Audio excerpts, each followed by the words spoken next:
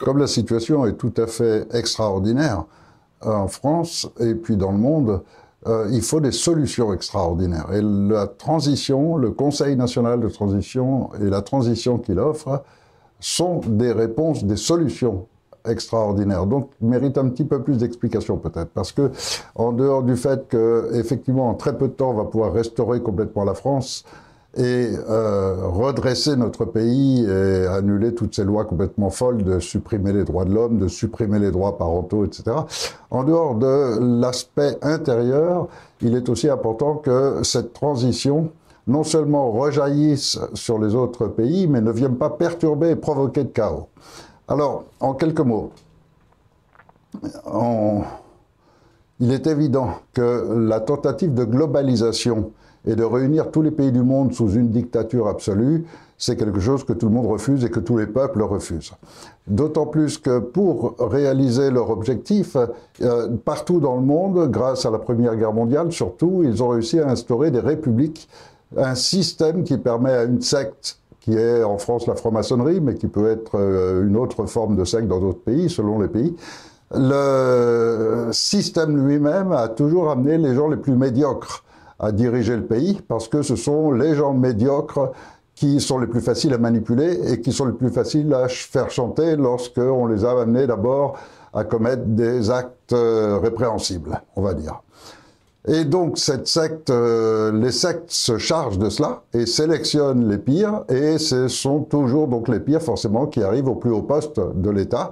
Et le fonctionnement donc général des pays et des principes de la République amène les pays à être complètement sclérosés et les peuples à se réveiller et à se rendre compte qu'effectivement ils sont dirigés par des gens qui sont soit des imbéciles profonds, soit qui automatiquement ne travaillent que pour des intérêts étrangers. Donc c'est une forme d'invasion. On peut parler comme on veut. Lorsque des gens sont à l'intérieur d'un pays pour détruire celui-ci et le piller, c'est une invasion et il faut y réagir. Donc c'est ce qu'on fait maintenant avec cette transition. Mais le principe, c'est surtout de ne pas retomber dans le schéma de la République, de ne pas retomber sous la coupe d'un politicien et donc d'instaurer un système véritablement complet, nouveau et qui garantisse que tout l'ensemble du peuple d'un pays puisse, selon sa culture, selon ses connaissances, ses lois, ses paramètres, etc., décider d'une nouvelle constitution, décider d'un nouveau modèle de gestion du pays. Alors, bien sûr, dans l'époque actuelle, c'est quelque chose d'absolument vital pour que la France survive, mais c'est aussi important de ne pas provoquer des remous qui pourraient abîmer, faire du mal à d'autres pays. Alors il est bien évident que le concept mis en place est actuellement pratiquement la plupart des peuples maintenant veulent instaurer des conseils nationaux de transition et faire la même chose qu'on a lancé nous en France. Et les répercussions internationales de notre action sont déjà connues et arrivent jusqu'en Russie, jusqu'aux USA, etc. Donc la France, le monde entier sait que la France est en train de reprendre toute sa valeur, retrouver toute sa dignité, en créant un nouveau concept, un peu comme nos aïeux l'avaient fait en 1789, en lançant les droits de l'homme. Et donc là, le concept, ça va être celui de se diriger vers la paix, ça va être celui de se diriger vers une harmonie entre les peuples, et de laisser le temps faire son travail. Il est vrai que, dans l'absolu, tous les peuples vont finir un jour par se mélanger, par simplement le fait qu'on ne pourra jamais empêcher qu'un garçon aime une fille. Et donc, un garçon de France va aimer une fille du Japon et un garçon chinois va aimer une fille du Liban. Donc voilà, c'est naturel ça. Et donc ça fait que petit à petit, les peuples vont tous se mélanger pour ne finir par ne former qu'une unité sur toute la planète. Seulement ça va demander des centaines d'années encore. Il n'y a aucune raison non plus de se presser. Aujourd'hui, tous les peuples sont forts par leur valeur culturelle, chacun par sa valeur culturelle. Et chacun évolue dans son cadre. Et donc, la France avait pris une avance énorme grâce à ses droits de l'homme qui fait que durant le 19e et 20e siècle, la France a produit énormément plus de savants, de scientifiques, d'artistes, de gens dont la renommée est mondiale. Alors que depuis 20-30 ans qu'on est passé sous le règne de la globalisation, depuis Sarkozy en particulier, la France ne produit plus rien. Et la France est en train de mourir de manque de produire quoi que ce soit. Et dans tous les domaines. Donc, il faut que chaque pays retrouve sa force. Et que retrouver sa force ne veut pas dire systématiquement une force militaire. Ça, c'est l'esprit actuel, ancien, de tous nos politiciens et de tous ceux qui mènent le monde depuis toujours. Mais est-ce que c'est absolument nécessaire? Alors prenons l'Europe. La France est actuellement sur le point de sortir d'un schéma dans lequel elle n'était pas entrée, puisque par vote majoritaire, les Français ont dit non à l'Europe, donc dès la transition, il est bien évident qu'on ne sera plus dans l'Europe, et qu'on va créer une monnaie interne. Mais pour ne pas déstabiliser le système, on va quand même aussi maintenir l'euro. Donc en France, on aura deux monnaies. On aura l'euro et le franc, qui seront sur le même niveau, qui nous permettront de, quoi qu'il arrive au niveau de l'euro, nous d'être protégés en France, sur le plan économique. Donc ça, c'est un premier point. Le deuxième point, c'est que nos relations avec le reste de l'Europe, eh bien, si on veut une véritable Europe des peuples, observons un petit peu ce qui se passe aujourd'hui. Aujourd'hui, c'est pas une Europe des peuples. Aujourd'hui, c'est une Europe des multinationales qui se sont offerts des marchés libres pour exploiter au maximum les populations et pour pouvoir vendre leurs produits sur tous les pays d'Europe à partir de la décision de l'Union européenne. Seulement, c'est pas l'Europe des peuples, parce que si vous voulez en avoir la preuve, franchissez la frontière pour aller acheter certains médicaments qu'en France on refuse de vendre, et vous allez voir qu'à la douane vous aurez des ennuis. Allez acheter quelques cartouches de cigarettes en Espagne où elles sont beaucoup moins chères qu'en France, ou au Luxembourg ou ailleurs, et vous verrez que là encore, on vous permet pas de ramener ce que vous voulez, y compris pour l'alcool, y compris pour un tas de choses. Donc en réalité, on n'est pas dans une Europe utile au peuple, on est dans une Europe utile aux multinationales. Et même notre langue, si on parlait d'une véritable Europe, eh bien, mettons que les 4 pays majeurs de l'Europe, ou les 5 pays, on va compter l'Angleterre, l'Allemagne, l'Italie, l'Espagne et la France, ne serait-ce que ces 5 pays-là, s'ils créent une Europe des peuples pour commencer, la première chose qu'ils vont faire, il y a 5 pays, il y a 5 langues, on en choisit et on tire au sort une des 5 langues que tous les autres apprennent. Et on l'instaure automatiquement dès la petite école, et on a tous une langue commune en plus de notre langue originale. Au lieu de cela, l'Angleterre n'était pas dans l'Europe, et pourtant c'est l'anglais qui sert pour les relations entre l'Allemagne, l'Italie, l'Espagne et la France, ce qui est totalement absurde. Donc il est bien évident que faire une vraie Europe va obliger à recommencer tout un processus. Mais on peut aussi utiliser certaines des structures, ne serait-ce que par économie, pour ne pas faire des dépenses inutiles. Donc on peut utiliser certaines des structures, seulement il faut que ça devienne une Europe des peuples, et non plus du tout une Europe multinationale. Ensuite, quel est l'intérêt de faire une Europe? C'est pour joindre toutes nos armées et être prêt à faire la guerre à quelqu'un? Ça n'a aucun sens, c'est fini le monde de la guerre. Si on veut continuer dans le schéma actuel, on ne ferait pas la transition. Si on fait cette transition, c'est qu'on n'en veut plus du schéma actuel. Donc on ne va pas continuer à baser tout notre fonctionnement, notre économie et se priver de manger pour acheter plus d'armes, pour être prêt à faire la guerre avec les copains. Il faut arrêter ce schéma complètement. Donc maintenant, le principe de faire une Europe, ça va être le principe de lier les pays au niveau des peuples, c'est-à-dire leur donner le droit de circuler librement. C'est la liberté des peuples et des gens, réellement. Et là-dedans, bien sûr, il faut absolument associer la Russie, parce que c'est aussi une des grandes puissances, et peut-être même la plus grande puissance qu'il y ait actuellement en Europe, et c'est par l'association et par les bonnes relations que petit à petit, le monde va s'apaiser et arrêter de considérer sans arrêt l'autre comme un ennemi. Et si les multinationales essayent encore d'influencer pour les intérêts du pétrole, pour les intérêts chimiques, etc., des pays qui sont menés par leur peuple et par des gens sains qui veulent chacun que son peuple vive bien, eh bien, ils vont refuser ensemble ce genre de manipulation et les lobbies. Donc, je crois que la France doit prendre une position de leader mondial de l'éthique, du droit, du respect des droits individuels et de l'humain. Et dans ce sens, le premier pas qui va être cette transition va résoudre les problèmes déjà à l'intérieur de la France, parce qu'avant de s'occuper des enfants du voisin qui vont pas très bien, on s'occupe des siens. Donc on doit s'occuper d'abord de notre famille, c'est la priorité. Et donc occupons-nous déjà de redresser complètement notre pays, et ne serait-ce que notre exemple sera suffisant pour donner envie à tous les peuples autour et plus loin de faire la même chose que nous aurons fait en France. Donc je crois que immédiatement après avoir redressé notre pays, il faudra lancer un nouveau concept qui sera de créer un conseil d'éthique international auquel participeront tous les peuples du monde, et je dis bien des peuples et non pas des nations, parce que des fois dans la même nation, il peut y avoir plusieurs peuples. Et puis il y a aussi des peuples qui n'ont même pas de nation, c'est-à-dire de territoire.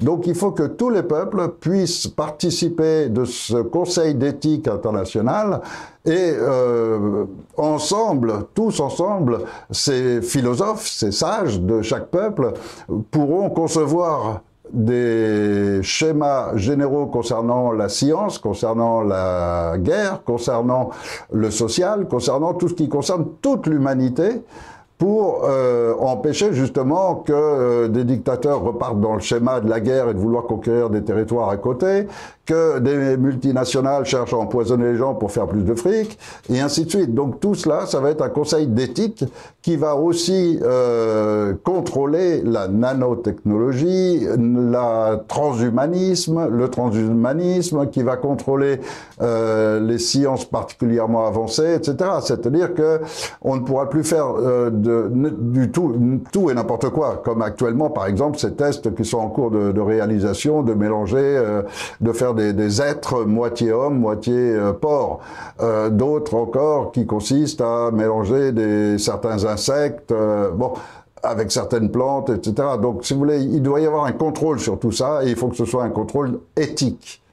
Donc, je pense qu'au niveau du monde, si la France reprend cette dimension, etc., elle sera au début regardée un petit peu de loin par les grandes puissances, que sont la Chine, la Russie, les USA, et vont regarder la France faire, agir, créer un nouveau mode de gouvernance, et en même temps établir des rapports avec une France nouvelle qui aura retrouvé toute sa place sur la scène internationale. Et donc, à partir de ce moment-là, ce sont des échanges droits, nobles, et non plus les échanges comme on a eu jusqu'à présent, où on a un petit micron qui suit grosso modo les tendances et qui ridiculise complètement notre pays. Donc, on va retrouver une place, une vraie place. Et la France va retrouver toute sa dignité, ne serait-ce que par le rétablissement du système scolaire sain, qui va produire une nouvelle génération, une génération de gens qui vont être beaucoup plus éveillés, qui vont pas être limités intellectuellement, ni par les produits chimiques, ni par la mauvaise instruction. Et je crois que la France, en très peu de temps, va à nouveau produire tout un génie dans le domaine de l'humanisme et de l'éthique, et que le monde entier va être heureux de suivre cette voie, de la développer encore plus peut-être, en tous les cas d'y participer, parce que c'est la volonté des peuples. C'est la volonté des peuples, pourquoi? Parce que si on prend un peuple c'est une association d'une multitude de gens, et les gens c'est chaque fois une famille. Or, qui dans sa famille a envie d'envoyer ses enfants à la guerre? Qui a envie de vivre mal? Qui a envie d'être en permanence en guerre contre son voisin? On a beaucoup plus envie tous de vivre en paix, de pouvoir fonder une famille, de pouvoir vivre sainement comme des humains logiques et normaux et qui ont envie de vivre de la paix, de leur travail, de leur qualité, de leur passion et de vivre dans des conditions décentes et dignes. Et je crois que ça, c'est ce que veulent tous les humains de la planète. Et que le rôle d'un pays qui a réussi déjà chez lui, c'est de tendre la main aux autres. Et parmi les premières actions que on va mettre en place après la transition, il va falloir tout de suite s'occuper d'arrêter la colonisation. Ça, c'est quelque chose de gravissime, de honteux, qui diminue la France aux yeux du monde, et il va falloir arrêter cette colonisation africaine que la France maintient depuis toujours à travers le franc CFA, à travers la franc-maçonnerie qui oblige systématiquement tous les hauts responsables des pays d'Afrique à être de la franc-maçonnerie, à suivre les schémas qui sont rentables pour les familles françaises qui gèrent tout cela. Et donc, il faut arrêter d'avoir un monde de dirigeants qui soient que des milliardaires. Il faut des gens qui soient des penseurs. Alors, je crois qu'une des premières des choses qu'on doit faire, c'est non seulement libérer l'Afrique, mais c'est aussi tendre la main et aider à un développement qui est profitable à tous. Parce que sinon, on va tous en arriver à ce qui est en train de se passer en Afrique du Sud. Et donc à un racisme, à une haine, et tout cela, ça va très bien aux multinationales, ça leur convient très bien, parce que quand les gens s'entretuent, etc., après ils ont tout facile d'installer leur dictateur à la tête du gouvernement ou de l'État dans lequel ce genre d'événement arrive. Et on l'a vu à chaque fois, ils placent leurs marionnettes à la place des vrais gouvernants, et c'est régulier, c'est en Ukraine, c'est partout, ça a été comme ça. Donc c'est tout ce schéma qu'il faut stopper. Et la France peut être l'initiateur d'un nouveau mouvement humaniste sur la planète à travers un conseil d'éthique, à travers un concept qui est cette transition qui va permettre que dans tous les pays, ce ne sont plus les politiciens qui vont se relayer les uns les autres, ça va être vraiment les peuples qui dirigent leur pays avec l'utilisation de l'intelligence de tous, car tous ensemble, on a une intelligence extraordinaire. Prenez n'importe quel homme, aussi intelligent soit-il, mais si vous rajoutez 10 cerveaux à son cerveau, vous aurez forcément toujours plus. Et donc, il faut que chacun utilise ses compétences, mais les mette à la disposition de tous. Et aujourd'hui, on a la possibilité d'avoir l'énergie libre, on a la possibilité d'arrêter d'exploiter les richesses de la planète et celles d'autres pays au passage qui nous attirent parce que justement, malheureusement, l'or, il est chez eux, donc on va essayer de leur piquer. Tous ces schémas, il faut les arrêter complètement.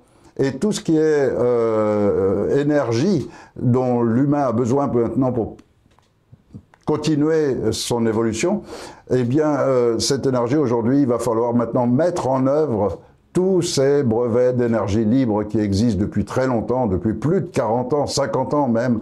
Il y a une multitude de brevets d'énergie libre qui ont été séquestrés par les multinationales du pétrole, qui interdisent qu'ils soient diffusés, et même des systèmes extrêmement simples qui ont l'avantage d'être seulement économiques, d'économiser 30% par exemple de la consommation générale de carburant, tout en faisant que la voiture ou le véhicule soit plus solide et le moteur dure plus longtemps, comme le système Pantone par exemple. Il devrait depuis très longtemps être automatiquement mis en place chez les constructeurs, et ça on l'a jamais fait. Donc si vous voulez, il y a une multitude de choses à faire, et le fait que tout un peuple soit uni et libre pour les faire, alors tout ce qui reste, c'est que la structure du conseil principal mette en place les éléments et les structures qui vont permettre que tout un peuple s'unisse. Et aujourd'hui, on a tous les moyens techniques de le faire. Et donc voilà, à partir du 5 mai, la France va lancer ce schéma, va instaurer un nouveau concept qui va se répercuter sur le reste du monde, et on va pouvoir ainsi complètement assainir toutes ces relations et ne plus avoir une Europe sclérosée comme elle est actuellement. Il va falloir aussi aider les Grecs à se libérer, donc il va falloir vraiment complètement changer tous les paramètres et introduire la Russie dans cette Europe. Et après, non pas pour en faire une superpuissance qui ira contre d'autres, non, pour au contraire continuer à s'ouvrir vers le reste du monde. Voilà l'idée sur laquelle on lance cette transition, et c'est une idée, je crois, qui devrait logiquement être approuvée par tous les peuples.